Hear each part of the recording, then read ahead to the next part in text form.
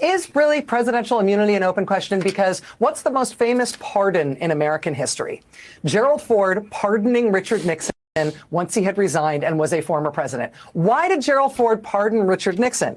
Quote, as a result of certain acts or omissions occurring before his resignation as president, meaning as a result of stuff he did while president, quote, Richard Nixon has become liable to possible indictment and trial. Right.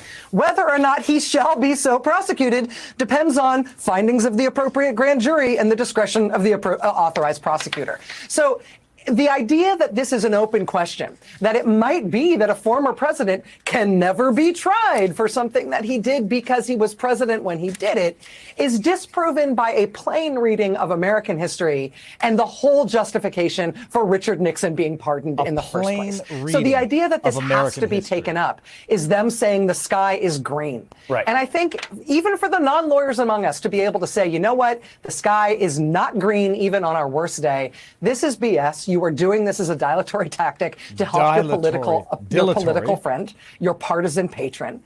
And for you to say that this is something that the court needs to decide because it's something that's unclear in the law is just flagrant bullpucky. And they know it, and they don't care that we know it, and that's disturbing about the future legitimacy of the court. Understand one thing, by the way. Everything that she said about what they know that they're doing to break the rules, but they're doing it anyhow, and it's dangerous because it's going to foment distrust in systems is true of them. Can you imagine? I mean, look, oh my God. Like, where do you start with such epic, monumental levels of stupidity? We're going to watch it again. There's an argument here. I appreciate the argument that Rachel I was going to run her by her nickname, but I won't do that. I appreciate the argument that Rachel Maddow is providing here. If presidents had immunity, Jimmy Carter would not have pardoned Richard Nixon for his alleged potential crimes while in office, if they had immunity. Let me play this again. Is really presidential immunity an open question? Because what's the most famous pardon in American history?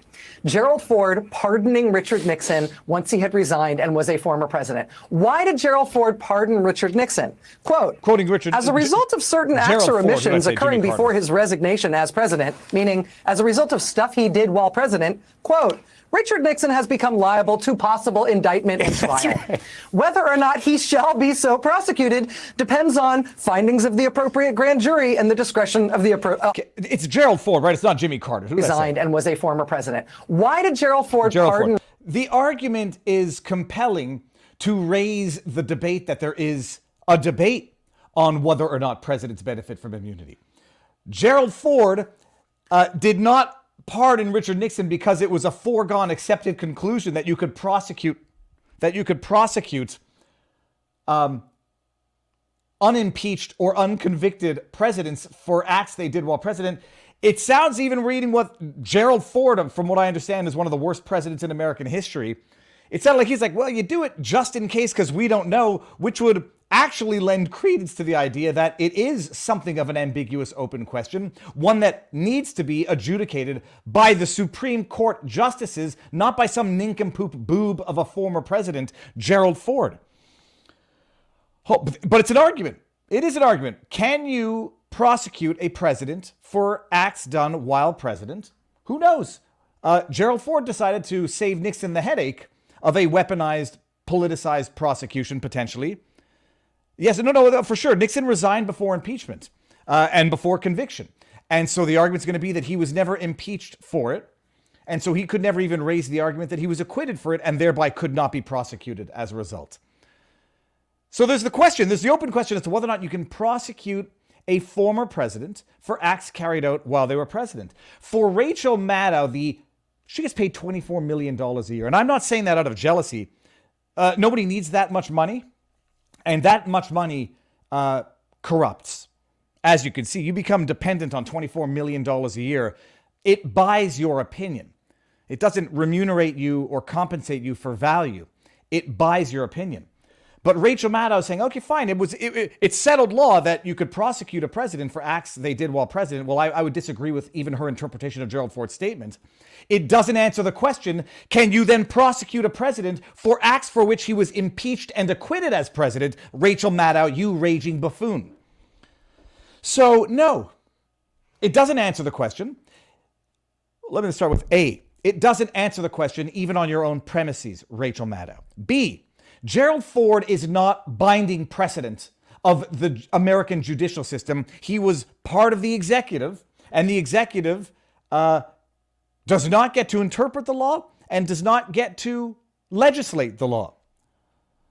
So it doesn't even answer the question on your own premises, and it certainly doesn't answer the question as to whether or not a president who is impeached and acquitted by the Senate could then, once he's out of office, be prosecuted by corrupt, malicious prosecutors. That's the question.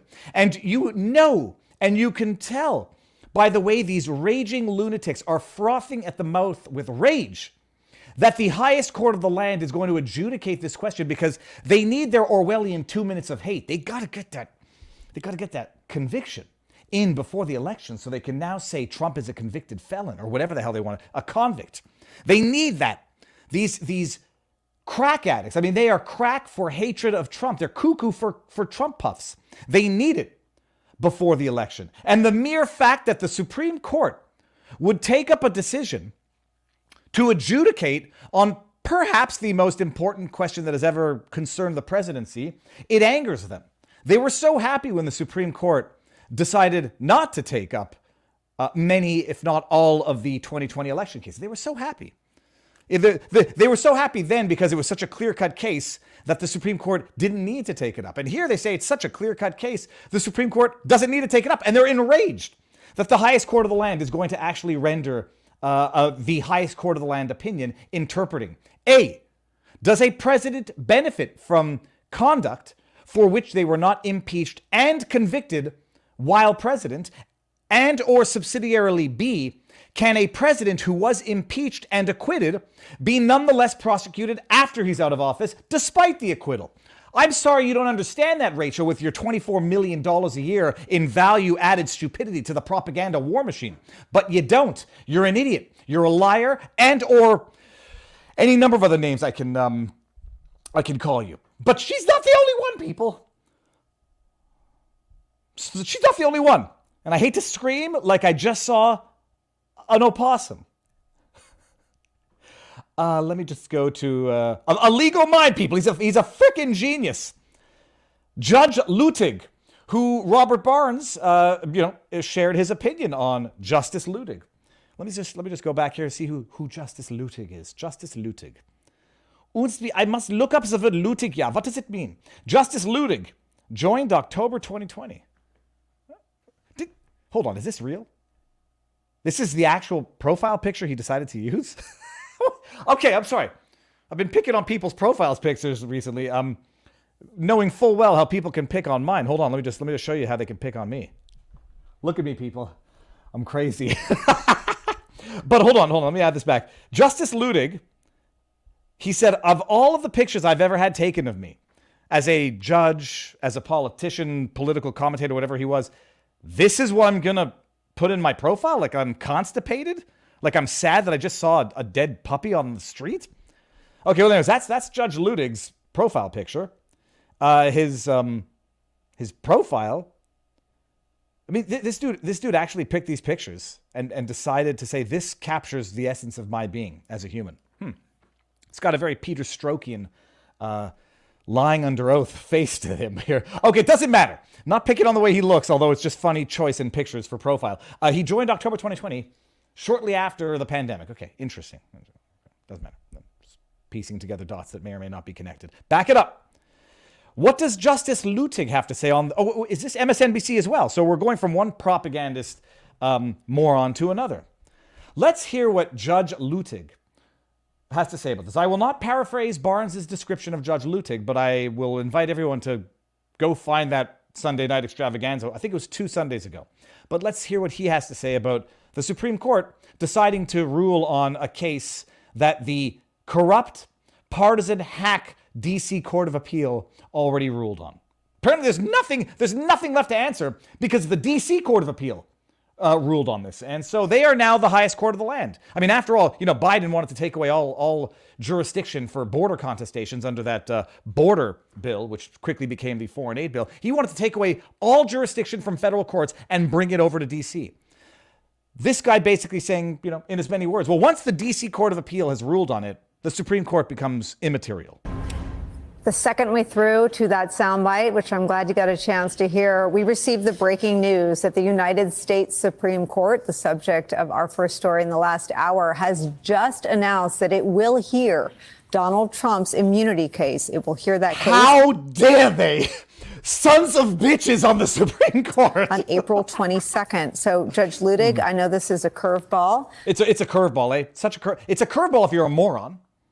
But I know a little bit about your intellect watching you testify before the January 6th Select Committee, so I'm going to throw you this curveball. It's a curveball. Should the highest court of the land adjudicate on perhaps the most consequential question for the democracy, the constitutional republic, the future of the constitutional republic that is these United States of America? I know it's a curveball. Let's hear what you have to say about it, ever genius legal mind, Judge Ludig. Your reaction to the news just breaking in the last couple minutes that the United States Supreme Court will hear Trump's immunity case. Well, thank you for having me with you this afternoon, Nicole. I'm just hearing this moment. It's shocking. Who could have ever thought this would happen? Look, this is a momentous decision just to hear this case. Crazy. There was no reason Vocal fry. in this world. No reason in this world for the Supreme Court to take this case. No reason. Pause it. There was no reason in this world. At least he didn't say in this universe. That would have been a bridge too far. No reason in this world for the Supreme Court to take up this case. None whatsoever. There's your pinnacle of legal minds in America, apparently, according to MSNBC. The three-judge panel of the United States Court of Appeals for the District of Columbia had written a masterful opinion. It was masterful. I pleasure myself to it when I go to bed at night. I was like, oh yes, Court of Appeal of D.C., tell me more. Oh yes. Denying that the president's claims of absolute immunity. Under the Constitution and the laws of the United States, tell us, please. There's never been an argument. Oh, really? That a former president is immune from prosecution for crimes that he committed while in office. Let me stop you there, Justice Ludig. Has there never been a question because there's never been a case? There's never been a prosecution of a former president for a crime, alleged crime committed in office? And just love, it's so subtle, by the way, like the lies almost slip into the lexicon.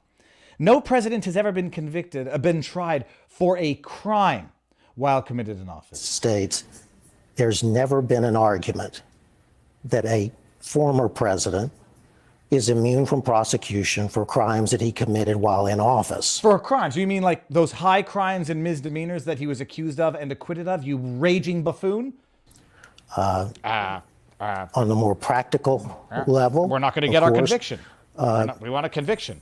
The Supreme Court is capable of deciding this very quickly. But we won't get our conviction before January, before November. The former president could be tried before the election. But today's decision makes that much more unlikely. Now, and that's very upsetting to all of us because I'm a dirty communist and I want my kangaroo court conviction before the next election so that we can then say, how dare you elect a convict? Oh my goodness, it's outrageous. Now, I don't like being told I'm missing something here, so I'm going to bring this up. I haven't read the end of it. Viva, you and Mad Cow are missing the entire point. It is no acts while a former president cannot be charged for. It is official acts. Well, for DJ Paintless, I'm not missing that. That's the whole discussion. They'll frame it. No president has immunity from crimes they committed as a president. I'm sorry. First of all, crimes is a legal conclusion, not a statement of fact. Even if one were to say shooting your chef is a crime, well, not if it's self-defense. And so the idea even to frame it dishonestly as, well, no president's immune for crimes they committed while president, that's a separate discussion. Right now, we're not talking about crimes for which he was even found guilty or charged with. I guess you're going to say he was charged with them now that he left office, but he was acquitted for the very same allegations while in office. So it was deemed to not be a high crime and misdemeanor for the purposes of impeachment, probably because it was within the... we're talking about the Florida case. So we're talking about the classified documents. Hold on, just got confused for 1 second. Immunity. No, never mind. It's all the same. Oh, God. Hold on. Now I've just confused myself for 1 second. The immunity claim was DC. No, okay, I'm right. That's the impeachment. Jesus, too many cases to keep track of here. The immunity claims will have an impact on a number of cases, but this is in the DC case that went to the DC Court of Appeal. So, yeah, we're not that. Crimes. Official acts as president for which he was already acquitted because they were not high crimes and misdemeanors for the purposes of conviction on at least according to the Senate. Oh, so that's the news of the day. The Democrats are up in arms that the Supreme Court's going to rule on something. And by the way, you remember when the president, Donald Trump, would criticize the Supreme Court? Remember when the president would criticize judges and they were like, this is undermining the judicial system. Won't someone please think of the system? And now they are out there, Joe Biden, literally as relates to the forgiveness of student loans, forget the Supreme Court. I'm going to do it anyhow. I did it despite what the Supreme Court said. You got states coming out and saying, F you and your Bruin decision. We'll just make new Second Amendment violative regulations. When they do it, it's for justice. When anyone else criticizes it who they don't like, well, then it's insurrection, undermining the pillar of a free and democratic society. They're up in arms that they're actually going to take on and adjudicate the immunity claim because it might prevent them from actually going to trial and getting a conviction in that corrupt DC courtroom before the election. A bunch of communists. CIA, communists in action. That's what that is. FBI would be, I can think of a better one for that. I'll think of it later.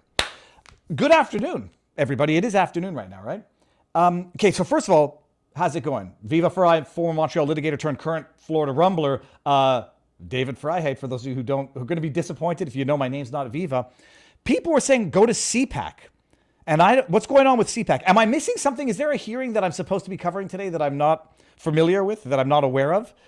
Admittedly, I spent the better part of the morning shooting the content for the vlog, which I'll be releasing after this live stream, going over the text messages. And Buck Fiden, you said in the beginning, this is yesterday's news. I have to assume that that's a joke. Because you'll all know, my goal is not to be first, it's to be right. You know the old expression, if you're not first, you're last. Well, if you're not, that doesn't matter. Anyhow, we're going over the text messages. Yeah, it was yesterday's story to some extent. It's also going to be tomorrow's story. Megyn Kelly first reported on it. John hold on a second, just so I don't screw up names here, because I'm a total buffoon. Hold on. Phil Holloway, not John Holloway. Phil Holloway flipped me the full PDF, which I published in our vivabarneslaw.locals.com community. And we're going to go over that when we go over to Rumble. For those of you who are new to the channel, there's a lot of you. We start the live streams on YouTube, CommieTube, Rumble, and vivabarneslaw.locals.com. As I say this, I realize I should make sure that we are currently live on all of those. Blank and Mom says, Viva, have an energy drink before today's stream. Well, I've gotten into caffeinated carbonated water. It only has 35 milligrams of caffeine per can, so I can drink more of it. It's carbonated water, and I don't have to have any bad sucralose or anything. But hold on 1 second.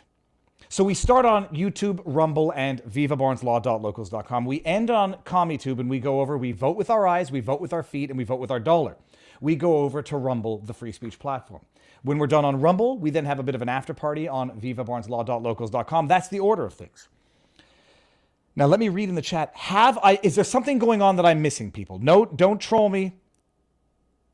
I want to, if I'm missing someone. Someone said go to CPAC. I got accused on Twitter this morning. Very sinister suggestion. Hey, V, why hasn't a new Florida resident talked about the news out of Florida today? Nobody's interested in what's going on. I have no idea what the hell they're talking about. And so I looked up, we'll talk about it. I'll show you the tweet because it really pisses me off a little bit. It pisses me off more than it should. And maybe I have to we'll talk about it later. So I'm just looking through the chat to make sure that I'm not missing anything. How did Phil Holloway get the text if they were under protective order? Thanks. They published it yesterday. Megyn Kelly had them too. That's what by the way, I made sure they're public because I don't disclose things that are not public. I tell you, I'm not trying to be first to anything. And I also am not in the business of breaking stories, but holy crap. The Fanny stuff it's wild. But I'm covering the other stuff as well. This evening, I will be on Dr. Drew with Kayla Pollack, talking about her situation of having been rendered a quadriplegic from a Moderna booster, and her lawsuit against Moderna, which was filed by chiclaw.ca. Check them out, by the way, on Twitter. Hold on, I'll give everybody his Twitter handle. USINDA. He has a very bad Twitter handle bad in the sense that I can't remember it. At USI. There it is, right there. Oh, it just disappeared. UAS. So the lawsuit, I put out a vlog yesterday. Kayla Pollock suing Moderna in Canada for damages from having been rendered a quadriplegic by the Moderna booster after 2 Pfizer jabs. These are allegations in the lawsuit. People have been asking me, how can you sue pharma companies in Canada if they had immunity? And I've been walking around thinking they had immunity as well. And then I was like, well, how are they suing them without there being an immediate motion to dismiss, motion to strike on the basis of immunity, which would preclude lawsuit? Turns out Canada's a little bit different than the US, but similar to other countries apparently. There is immunity in the United States that was begifted, that was granted by way of legislation under the PrEP Act, which immunized pharma from lawsuit. Immunized. In Canada, there was no legislation passed that immunized pharma. They received, or apparently were provided, indemnification clauses in their supply agreements, which would explain, in retrospect, Anthony Housefather's explanation as to how they negotiated terms in their contracts because of the liability for having rushed through development, et cetera, et cetera. So immunity in the States, but indemnity in Canada, which means that they can be sued because there's no legislative preclusion from suing. And they can then, being the pharma companies, can turn around and say, whoa, government, you agreed to hold us harmless with an indemnity clause. So we now call you in warranty, and whatever we get ordered to pay Kayla Pollock, if she succeeds on her claim, well, you've got to indemnify us for because you agreed to under your contract. I suspect that if that ever happens, I should have mentioned this in the vlog yesterday, that if that ever happens and the pharma companies go and seek to call in warranty, bring the government in to indemnify them for any damages they have to pay to any of the vaccine injured. You got Kayla Pollock who's suing.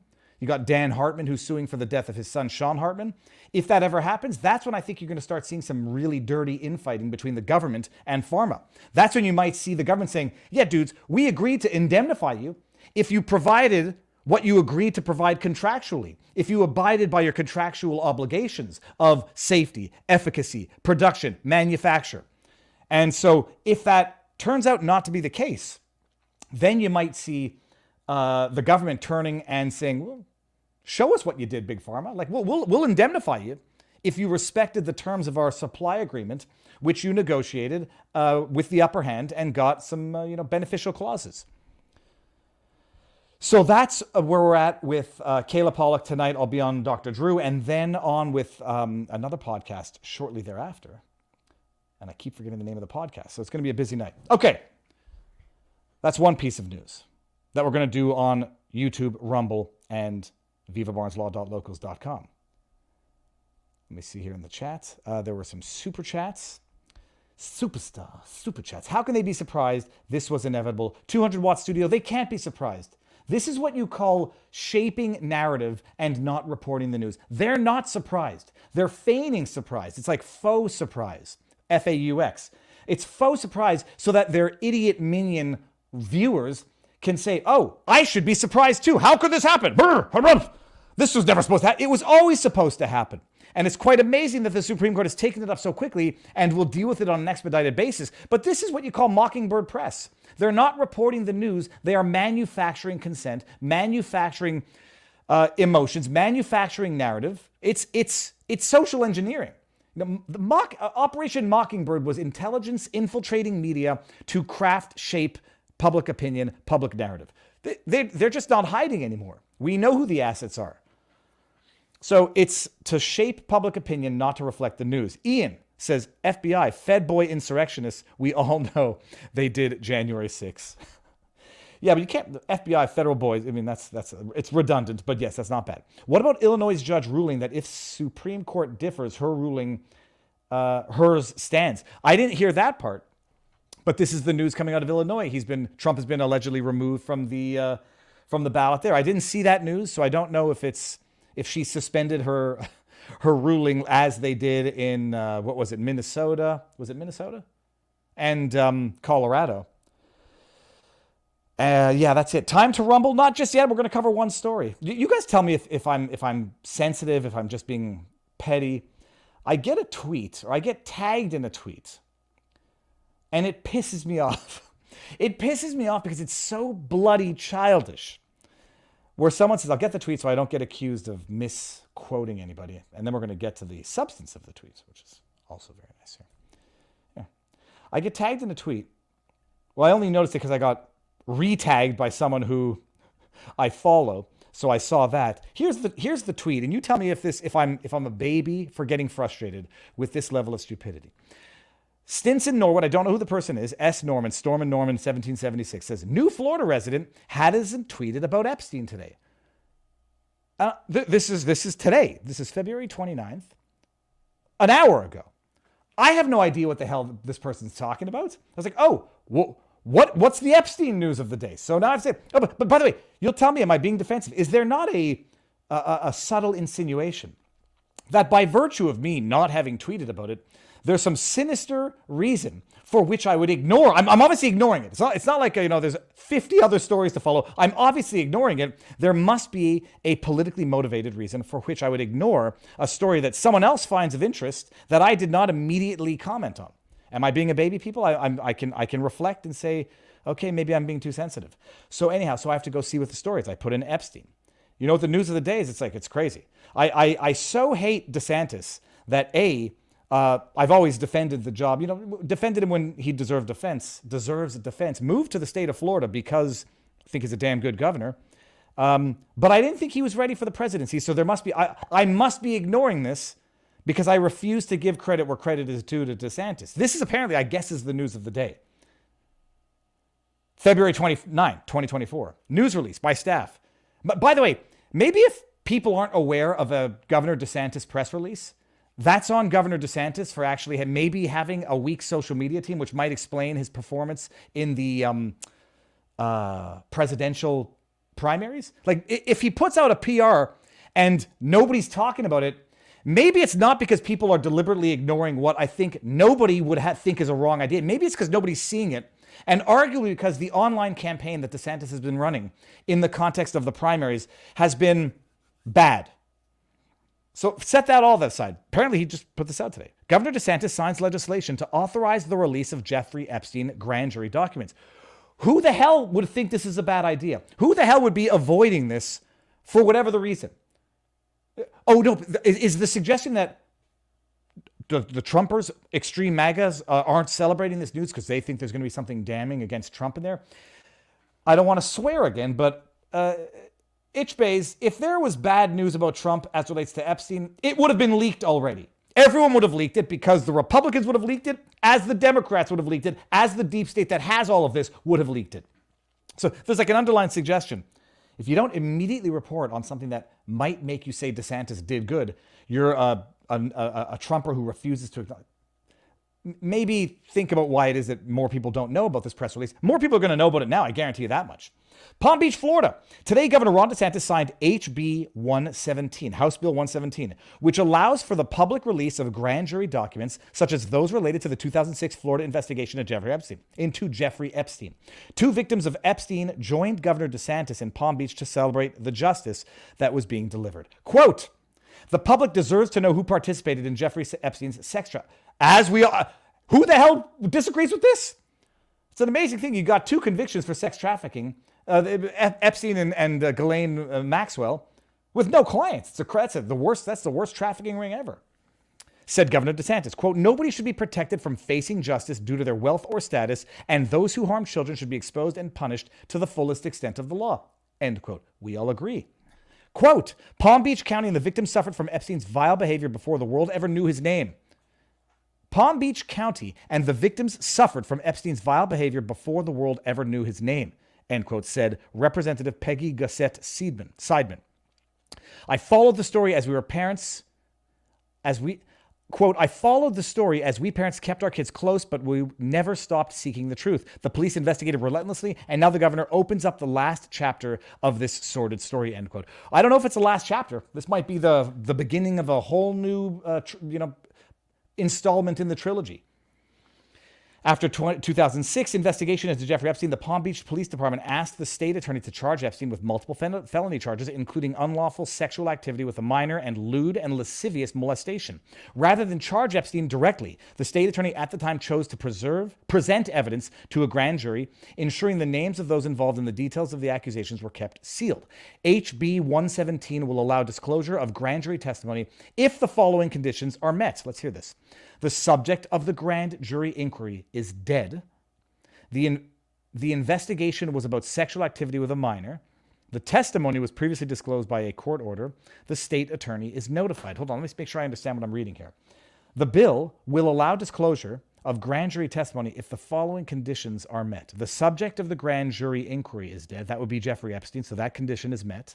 The investigation was about sexual activity with a minor. That condition will be met. Presumably, and they're not going to release everything, I guess, but only that. The testimony was previously disclosed by a court order as opposed to what, voluntarily or surreptitiously obtained?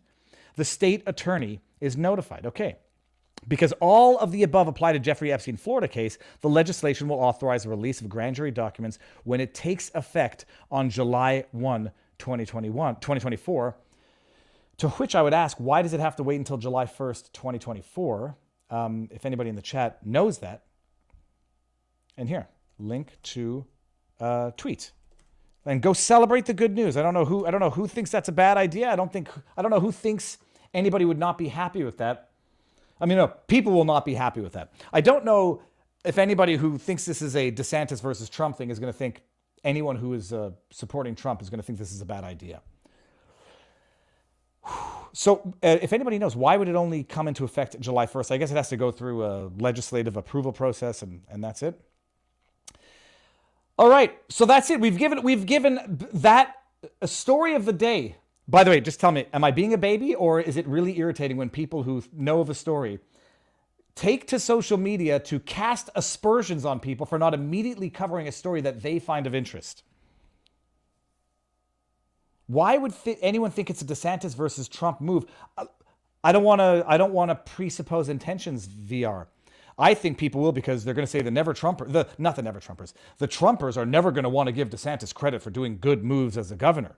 Or they're going to say the Trumpers are scared because Trump's going to be in those documents. You know, he was alleged to have taken the flights with Jeff. That's what I think they're going to say, because I think they're using this as a tool to still complain about Trump having destroyed their candidate of choice in the GOP primaries. That's my take on it. Bills are not instituted instantaneously. No, I presume they got to go through, second reading, ratification, and then they only take effect after they're published. I don't know how it works in Florida, but in Canada, I think it's like it only takes effect after it's been published in the Gazette, and then receives royal assent and whatever.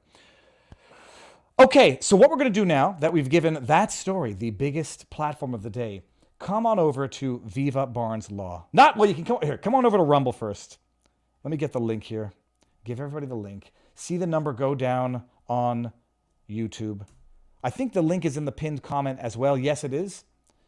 And I'm going to give everybody the link to vivabarneslaw.locals.com as well. Locals. I think there's a couple more super chats before we head over. Indemnity was required in most countries. From what I understand, in Australia, collateral had to be guaranteed. India said stick it. Ray K. That's my understanding as well. So we don't have a fully unredacted. This is going back to the supply agreements for the COVID shots in Canada. We don't have a totally unredacted contract with Pfizer, but South Africa released theirs, and they're identically drafted virtually. There's maybe a couple of extra, they don't match up to the point, whatever's of the clauses, but the clauses are drafted virtually identically. So yes, indemnification definitely was in South Africa's contract. Australia as well, from what I understand, and Canada, from what I understand. But everybody should understand the difference between indemnification, and immunity and immunization. One is a bar to suit, and the other one is a defense, or at least a defense to a third party in the context of a suit. So that's it. Taint crew tainted itself. Well, this is the good segue. What does that say there? This is the good segue. I just get the number. There you go. We're under 4,000. Ending on Rumble, ending on YouTube. Come on over to Rumble or go over to vivabarneslaw.locals.com. We got more stuff to talk about. It's going to be fantastic. So ending on YouTube. YouTube, suck it. We'll be